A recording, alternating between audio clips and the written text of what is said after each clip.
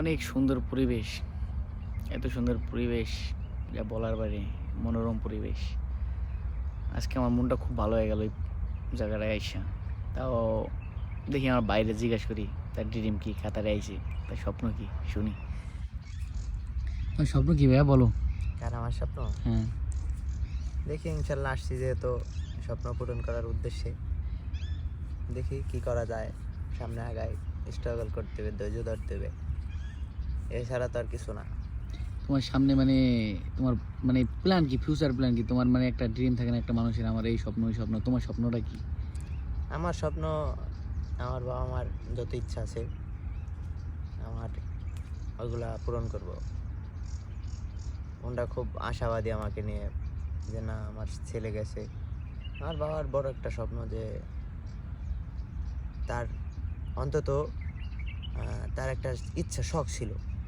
সেই শখটা হয়েছে যে বাইরের ফোন আর একটা ঘড়ি, একটা লাইট।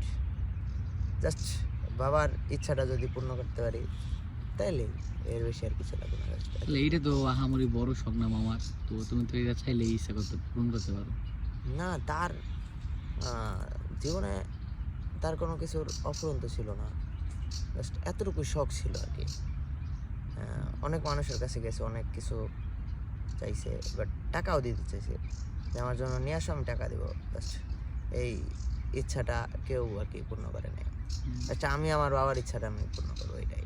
আমার মায়ের ইচ্ছা যে আমার ছেলে বড় সুন্দর মতো সংসার হয়েছে, এখন সংসার করি। এই লাইফে সামনে দেখি কি করা যায়, কাজবাজ আসছি যেহেতু কাজবাজ করতে, ইনশাল্লাহ কাজ করবো সামনে। আইডিয়াটা পাইলেই খুব সুন্দর মতো কাজ করবো আর কি, ইনশাল্লাহ। যে কিছু কিছু মানুষ অবহেলা করছে, এই অবহেলাটা যেন না করতে পারে নাকি? মানে ওদের আর কি ওই জবাবটা আর কি দিব ইনশাল্লাহ। ইনশাল্লাহ আর কি। অনেকজনে অনেক কিছু করছে, আমার বাবা অনেকজন অনেক কিছু দিছে। তো আজকে আমার বাবার খুব আর কি মানে একটু সমস্যা হয় না, সমস্যার ভিতরে আছে, এই জন্যে আমার বাবার খুব একজনে অবহেলা করে, অবহেলা করছে। তো জাস্ট এর যে সময় ছিল ওই সময়তে সে সবার স্বপ্নই পূরণ করছে। আপনারা সবাই ভাইয়ের জন্য দোয়া করবেন, সে কাতারে নতুন আসছে, সে যেন তার বাবা মা সবার ইচ্ছা পূরণ করতে পারে, তার লাইফে যে স্বপ্ন ইচ্ছা আছে তা পূরণ করতে পারে। সবাই একটা আশাবাদী, সবাই আসে অনেক আশা নিয়ে, আমারও আশা আছে। সবাই সবার আশা যেন পূরণ করতে পারে, দোয়া করবেন সবাই আমাদের জন্য। আল্লাহ হাফেজ।